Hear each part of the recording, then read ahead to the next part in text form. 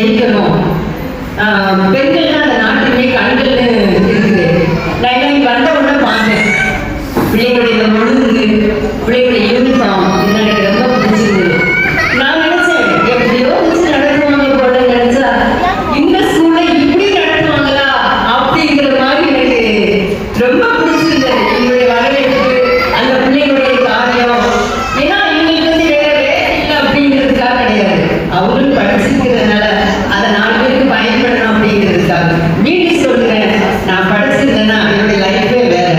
குடும்பத்துல என்னதான் பிரச்சனை நமக்குள்ள இருந்தாலும் வாழ்க்கையில போராடி ஜெயிச்சு என்னை கூட ஜெயம் எடுப்போம். ஓகே, தேங்க்யூ, நன்றி.